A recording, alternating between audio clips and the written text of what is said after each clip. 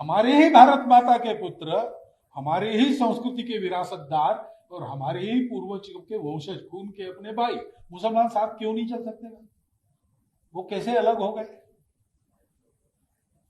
लेकिन इन सब पृष्ठभूमियों के कारण एक अलगाव और अविश्वास पैदा हुआ है। उसकी दूरी हमको काटते समय समाज के मन से ये सारा हटाना पड़ेगा। और हटाने का मतलब छिपाना नहीं होता है। जो आपने कहा, खरी खरी बात को जैसा है वैसा समझना।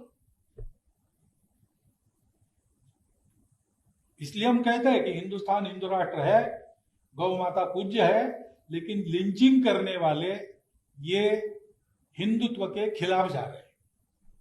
वो आतताई है। कानून के जरिए उनका निपटारा होना चाहिए, क्योंकि ऐसे केसेस बनाए भी जाते हैं तो बोल नहीं सकते आजकल कहाँ सही है कहाँ गलत है।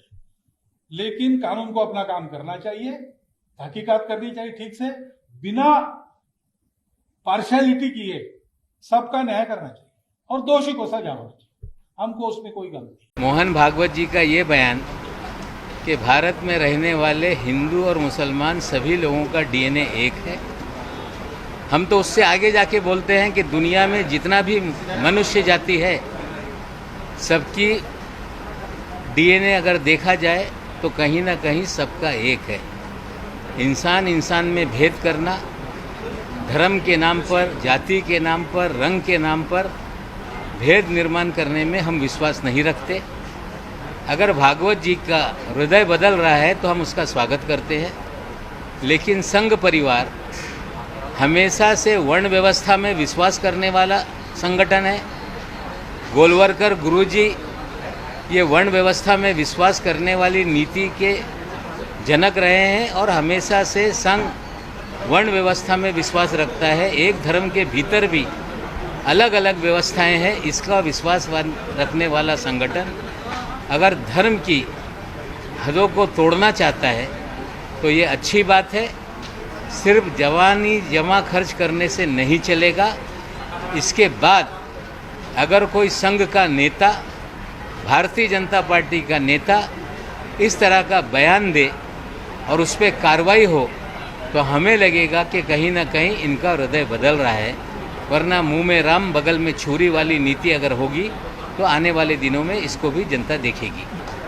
हाँ, अगर उनका हृदय परिवर्तन हो रहा है तो उसका स्वागत करेंगे, लेकिन इसके बाद अगर इस तरह से बयान आए और कार्रवाई कर दी संघ ने और बीजेपी ने तो हमें लगेगा कि उनकी कथनी और करनी में कोई। आरएसएस सरबराह श्री मोहन भागवत का बयान लिंचिंग के खिलाफ एक गुमराहकुन और मिसलीडिंग बयान है।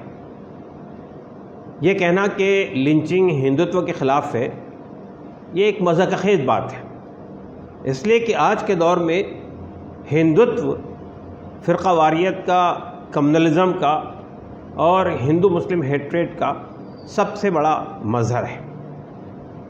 इस वक्त में अगर मोहन भागवत वाकई समझते हैं कि मॉब लिंचिंग ख़त्म होनी चाहिए तो फिर उन्हें ये मुतालबा करना चाहिए हुकूमत से और अपने लीडरों से कि वो हेट स्पीचेस बंद करें और मॉब लिंचिंग में जो लोग इन्वॉल्व हैं उनके ख़िलाफ़ मर्डर का मुकदमा चलाएं और उनको सख्त से सख्त सज़ा दिलवाएं।